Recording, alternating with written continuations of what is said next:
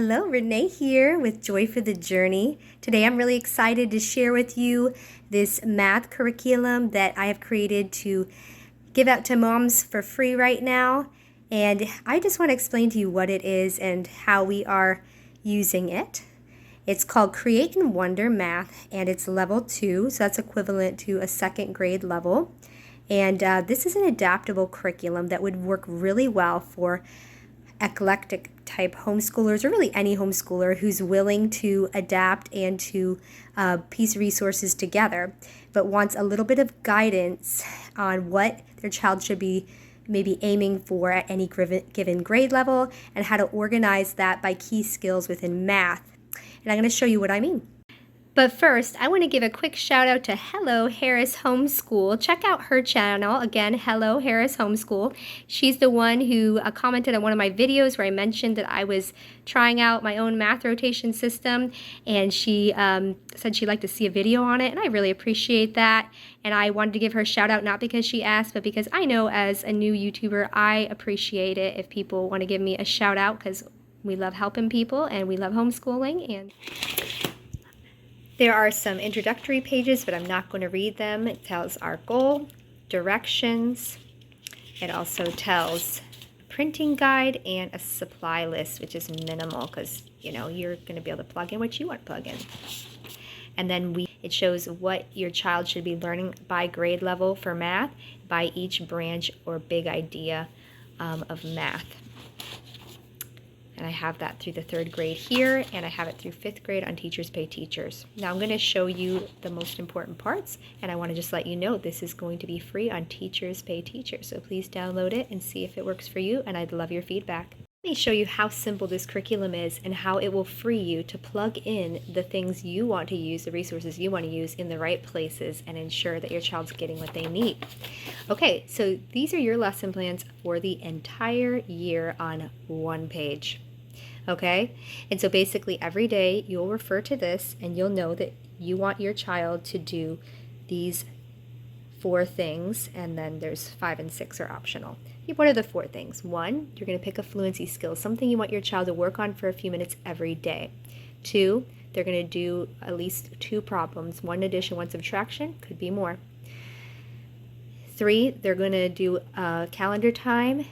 Could be as quick as just saying what today's date is, maybe yesterday, today, and what tomorrow will be, and then using that number to do a number of the day activity that builds number sense, base 10 operation skills, that type of thing, fluency skills. And if you want the number to be bigger, you simply roll a dice and you add that number to the ones place. So if the day's date is the 30th, you can just roll a dice, and if you roll a 2, now you can put 302 and make that number 302.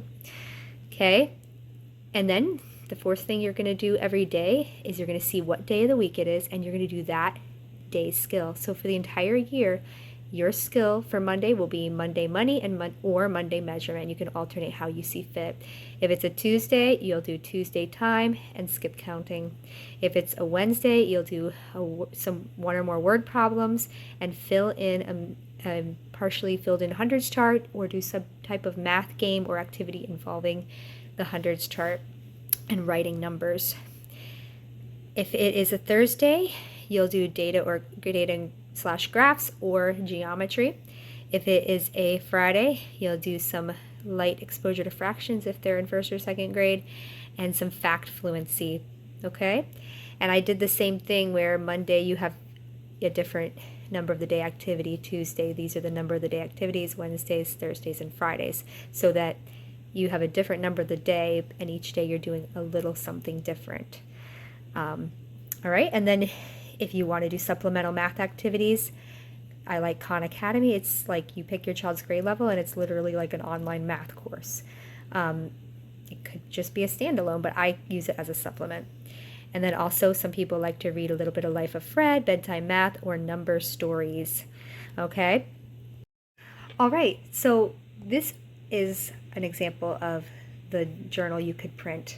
And basically, there are 5 days, and you repeat those same skills every week, Monday through Friday, and it can be a looping system. So if you don't do school on Monday, that's not your day one. Guess what? Your day one is Tuesday now. So it doesn't have to be matching up with the day of the week. Okay, so here's an example. Day one, number of the day skills and money or measurement. Again, day two, your number of the day skills, and it's time and skip counting. Day three, number of the day skills, word problem, and hundreds board/writing numbers practice. Day four, number of the day skills, and then your weekly skill is geometry, data, or graphs. Day five, here's your number of the day activity, and then in this box, it's fact, fluency, and or fractions. Okay, and you're just going to literally print these same blank pages and 36 times, and so that you can have 36 weeks worth of journal pages. Now, will that get boring to your child? No, because maybe, because you get to choose what resources you're using. You get to decide, are we going to play a money game? Are we going to count our coins from our piggy bank and talk about, what each coin is worth and how to count them into dollar stacks and who the presidents are in the faces? There's so many things you can do for money, and this is your chance to use the guide I gave you of what skills they should have for the grade level you're aiming for, and now you get to plug in those exciting resources that you're dying to use. Okay? And again, if you want to make the number bigger, January 30th, roll that dice and add another digit, So quickly, what are the number of day skills? They need to be able to write the number in standard form. That just means if I say write 30, they can write it, or 302, they can write it. A little mental math practice. If I write on the board, let's say they're doing 2 digits, 34 plus 26, that they could mentally solve that and tell me what strategy they used to solve it. And then they can show that number with either tallies, Roman numerals, place value chart, hundreds, tens, ones, ordinal numbers, first, second, third, fourth, fifth, or they can tell you, how many thousands, hundreds, tens, or ones. They can tell 1 more, 1 less, 10 more, 10 less, 5 more, 5 less, 100 more, 100 less than the number. And I added on the journal page, they can also compare numbers using greater than, less than, or equal to. Another skill for number of the day is being able to write it in word form. That means writing the numeral in words, so I can write the word 302, or words. And then they need to be able to write in expanded form. So 302 would look like 300 plus 0 plus 2. So you expand or open up the number in its place value and add them together. They will be able to classify if the number is even or odd, and I wrote a little reminder. 1, 3, 5, 7, 9, they are odd all the time. 0, 2, 4, 6, 8, and I add 10 because it rhymes. 2, 4, 6, 8, 10, they are even, friends. And now they always look in the ones place, and whatever the ones place digit is determines the whole number if it's even or odd. They need to be able to estimate or round. I don't think in second grade they have to be able to round to 5s, 10s, and up, all that, but it's a good skill, and it's actually quite easy to just throw it in there once a week. And then fact family, making a fact family, 2 addition and 2 subtraction equations for a family of numbers. That's a big first grade skill, but it's a good little review one. Or just making some type of equation, or you could start exploring arrays, like if 2 times 1, draw 2 blocks, 1 row of 2 blocks, and they learn, how these pictures represent multiplication. If you realize your child is really doing great with 1 or 2 digit problem solving, now it's time to step it up to 3 digit. Okay, so that's where you are adapting this for your child, and you're looking at what you're aiming for, and you're just helping them to move forward based on their ability. I'm going to quickly show you how to use this portion of the journal page. Every day you're going to see this line, daily skill, which is the fluency focus skill, and problem solve / types. So this is like a place where you can note what you picked. So you're going to write down what you did for your fluency focus skill. Maybe you're doing clock practice every day or something else they need more often than once a week. You're going to note what you did for problem solving. Maybe you did 1 addition and 1 subtraction, and maybe you did 2 digit. See how I wrote? We did subtraction, and we did these time tests, and they were 1 and 2 digits. That way you can see progress later in the year. Go, oh, wow, they went from 1 digit or 2 digit to 3 or 4 digit. And then you're going to write notes. If, your weekly skill, on the journal page was word problem / hundreds word. You're going to write what you did for that. Maybe you have a really fun book, or where you read number stories. Maybe you have this really fun hundreds board game that you use, and maybe they filled in some partially filled in hundreds board. Then down here, every single day, it has a spot where you can write down any supplemental math choices you did. So if you did anything additional, like Life of Fred, number stories, Khan Academy, you name it, there's a spot to notate that you did that. Khan Academy online is free, and it is really a great supplement. I guess some people probably use it as a whole program, but I like it because my son enjoys it. 1, 2, it shows him math in different ways that I might not. And it also provides like an assessment. It has little quizzes, and I do not provide assessments in this. Maybe one day I will add one.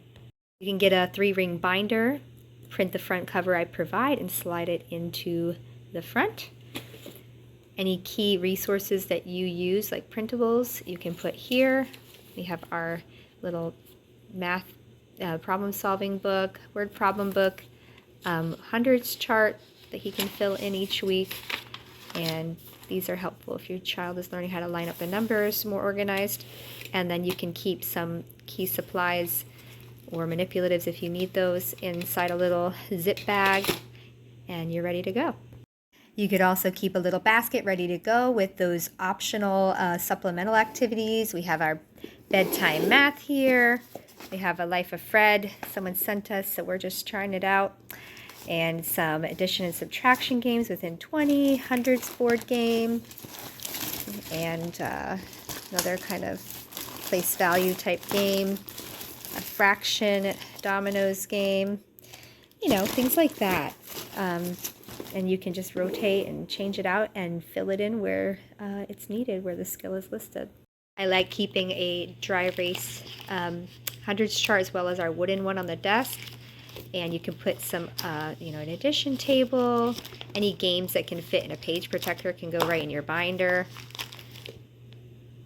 As you saw in the beginning, I had these 3 things out: our jars of money with the dice, our wooden hundreds board, which has tiles that go with it too, and our wooden clock. And since these are kind of like the main things we use again and again, I wanted them to look pretty and to kind of be handy, so here they are in a pretty way. What inspired me to create this is that my son went through kindergarten, Good and the Beautiful, first grade, as well as second this past semester. He was working through that, and he's only a first grader.